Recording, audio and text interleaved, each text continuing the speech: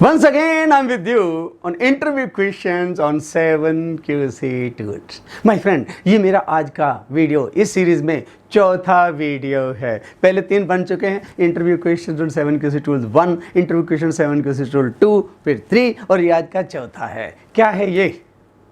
Interview ने पूछा, what's the difference between precision and accuracy? What's the difference between precision and accuracy? Look at this, look at the slide. या precision, accuracy, क्या फ़र्क है? पहले accuracy की बात करें। एक्यूरेसी क्या होती है?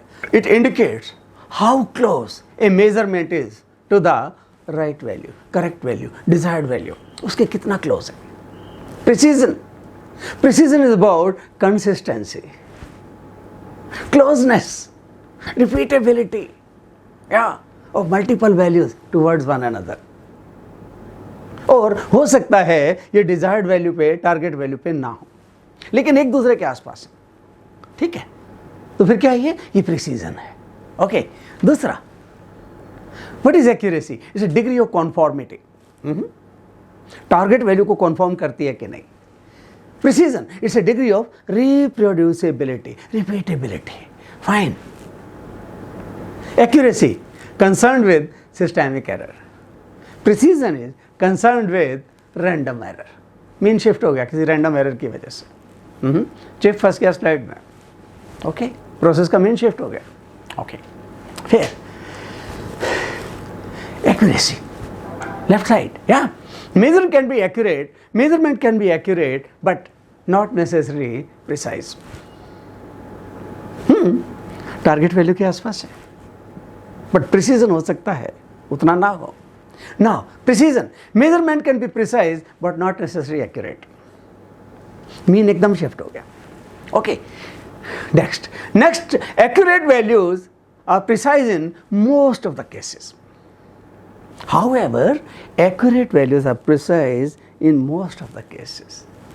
In case of precision, precise value may or may not be accurate. May be accurate, may not be accurate. अगर प्रोसेस का मीन शिफ्ट हो गया, एक्यूरेट नहीं होगी, सिर्फ प्रिसीजन रह जाएगा। Okay, now I will explain you one by one. Look at this, क्या है? You are shooting with a gun. आपकी जो गोलियां हैं, जो बुलेट्स हैं, या you are hitting the target, you are hitting a bullseye. Now साथ में आप नॉर्मल डिस्ट्रीब्यूशन कर्व को देखिए, एकदम ये प्रोसेस प्रिसाइज भी है और एक्यूरेट भी है। This is the most desired process. सबसे बढ़िया प्रोसेस यही होती है, ये प्रिसाइज भी है और एक्यूरेट भी है। It's a highly precise, highly accurate process. Next, this process is precise but accuracy is low, very low. Reason, process का मीन शिफ्ट हो गया। Look at the normal distribution curve. Curve का centre और actual centre shift है। Fine, process पे बड़ा special cause काम कर रहा है। Process is precise but not accurate. तीसरा, प्रिसीजन और एक्यूरेसी दोनों मीडियम है। माल ठीक बन रहा है, एक्सेप्टेबल लिमिट में है, कंट्रोल लिमिट के अंदर है, लेकिन प्रोसेस में वेरिएशन थोड़ा बढ़ गया है, या जिसे हम कहते हैं R bar divided by D2 standard deviation. Standard deviation size में बड़ी हो गई है, या वेरिएशन थोड़ा प्रोसेस में बढ़ गया है, लेकिन प्रोसेस अभी भी कंट्रोल में है, कंट्रोल से आउट नहीं है। या okay, 4, very low on precision and very low on accuracy. काफ़ी सारे पीस आउट ऑफ स्पेक बन रहे हैं, काफ़ी सारे पीस। ओके माय फ्रेंड्स, क्यों बता रहे हैं आपको? शॉप फ्लोर इंजीनियर्स को जानना जरूरी है।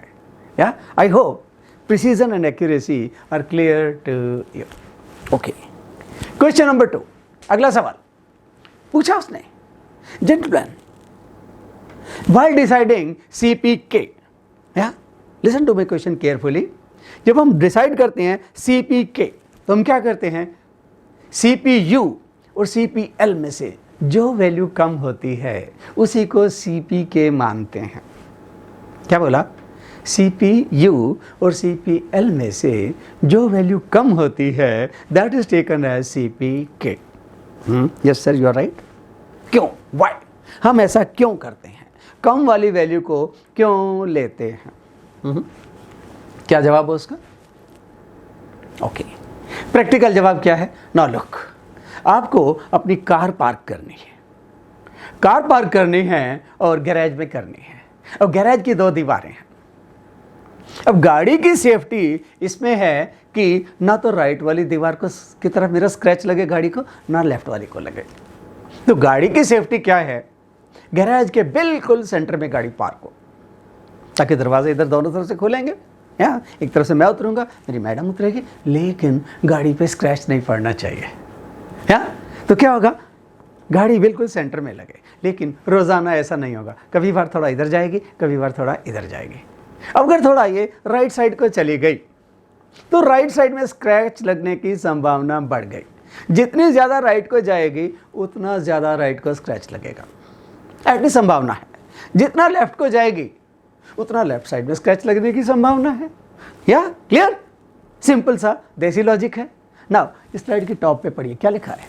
CPK is the absolute distance of process mean from the nearest specification। देखिए टॉप पे लिखा है, repeat, CPK is the absolute distance of the process mean from the nearest specification। अब nearest specification कौन सी है? या तो CPU है, यस नहीं, या तो अपर स्पेक लिमिट है या लोअर स्पेक लिमिट है, या तो अपर स्पेक लिमिट है या लोअर स्पेक लिमिट है। अब जिसके नज़दीक चला गया प्रोसेस का मीन, तो दूसरी तरफ गैप बढ़ेगा, लेकिन बढ़ा हुआ गैप आपके किसी फायदे का नहीं है।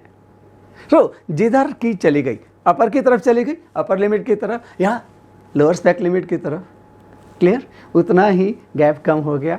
गैप कम हो गया तो स्क्रैच की संभावना बढ़ गई। That's it. ये जो गाड़ी है ये आपकी प्रोसेस है, ये गैराज की दीवारें, ये कस्टमर की ड्राइंग लिमिट है, स्पेक लिमिट है। जिस स्पेक लिमिट की तरफ चला गया प्रोसेस का मीन, उधर ही सेफ्टी कम हो गई। उधर सेफ्टी कम हो गई तो CP की वैल्यू कम हो गई।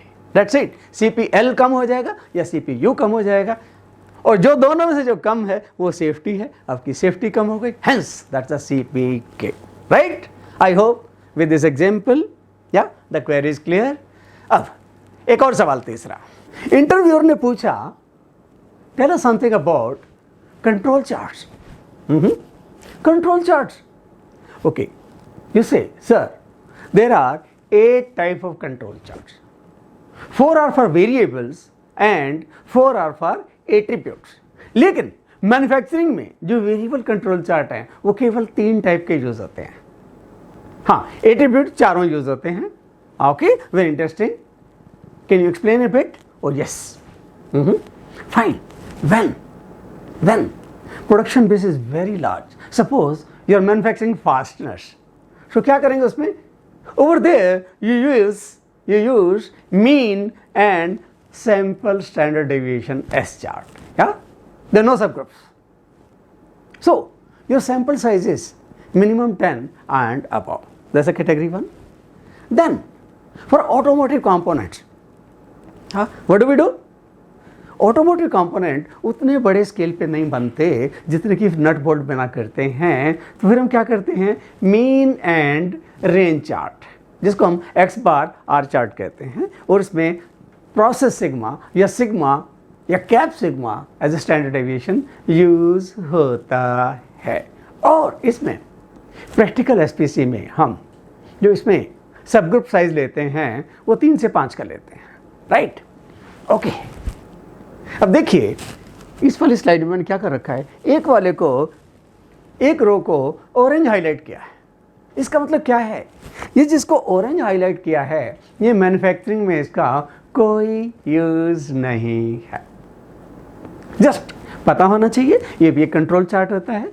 इसको हम मीडियन एंड रेंज कहते हैं।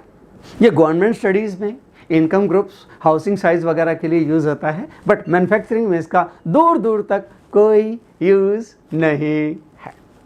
ओके, चौथा जिसका मैन्युफैक्चरिंग में यूज है क्या?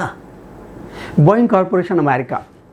मैंने बताया पहले किसी वीडियो में, बोइंग की 2 फैक्ट्री हैं, एक सियाटल मेन सिटी में है, जहाँ रोज़ का एक प्लेन बनता है, दूसरा एवरेट में है, या महीने में एक बनता है, ड्रीम लाइनर बनते हैं, वहाँ की प्रोडक्शन बहुत कम है। तो जहाँ एक बनता है डेली का, प्रोडक्शन बेस इतना कम है, तो वहाँ इंडिविजुअल और मूविंग रेंज लेते हैं। बड़े शिप की क्रैंकशाफ्ट बन रही है, एक दिन में एक बनती है, individual and moving range. Moving range chart बोलते हैं इसको, या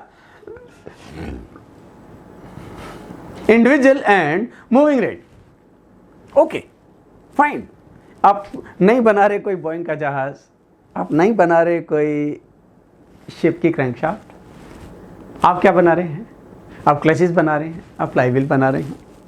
बनाइए, एक पीस डेली का डिस्ट्रक्टिव टेस्ट करते हैं, right. Pull out load check करते हैं, उसका पुल आउट लोड का individual and moving range chart plot कर सकते हैं, राइट। ये तो हुए कंट्रोल चार्ट फॉर वेरिएबल्स। चार टाइप हैं जिनमें से मैन्युफैक्चरिंग में 3 यूज होते हैं। अब आइए control chart for attributes. Defect, defective. Defect क्या है? कोई पैरामीटर जो स्पेसिफिकेशन को मीट नहीं करता, वो डिफेक्ट है। डिफेक्टिव, कोई ऐसा पीस जिसके अंदर कम से कम एक डिफेक्ट हो, तो वो हो जाता है डिफेक्टिव। अब डिफेक्ट के लिए हमारे पास 2 टाइप के चार्ट हैं, C chart and U chart. C chart कब? जब सैंपल साइज कांस्टेंट हो। क्या है? शीट ग्लास आ रहा है, 20-20 के पैक हैं, 50-50 के स्टैंडर्ड पैक आ रहे हैं। उसमें से मैं क्या चेक कर रहा हूँ? Air inclusions, then scoring marks etcetera, या इंक्लूजन, वेवीनेस एटसेट्रा। यहाँ कौन सा चार्ट होगा? सी चार्ट, काउंट चार्ट बोलते हैं इसको। जब मेरा सैंपल साइज वेरिएबल हो, यस, इसके लिए हम यू चार्ट यूज करते हैं डिफेक्ट डेटा के लिए।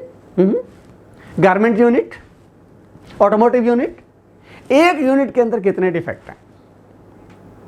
गारमेंट के अंदर कितने डिफेक्ट हैं? गाड़ी असेंबल की कितने डिफेक्ट हैं? हाँ, ओके फाइन। आगे डिफेक्टिव, यहां मेरे हैं एनपी चार्ट और P chart. NP is number proportion, P is proportion. जहां सैंपल साइज कांस्टेंट हो तो एनपी चार्ट, या okay. I am checking for dents, okay, in a standard lot of machine parts. Shafts आई हैं, 20-20 की packing है, मैं डेंट चेक कर रहा हूँ, NP chart, okay. Sample size variable है, पी चार्ट, प्रोपोर्शन चार्ट। मैंने जगह जगह से ब्लड के सैंपल लिया, डोनेशन कैंप चलाया, उसमें से मैं मलेरिया फैक्टर या टाइफाइड फैक्टर या आरएच फैक्टर ये चीज़ चेक कर रहा हूँ। अब किसी जगह सैंपल साइज मेरा 100 था, किसी जगह 110 था, किसी जगह 120 था, अलग अलग लोकेलिटी से लिए थे। यहाँ क्या होगा? पी चार्ट प्लॉट होगा।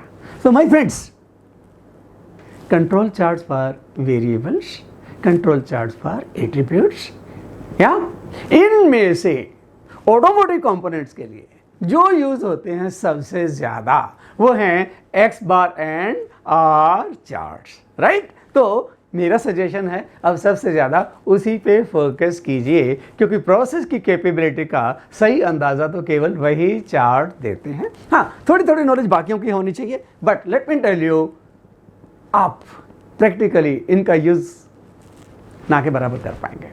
हाँ, थैंक यू वेरी मच।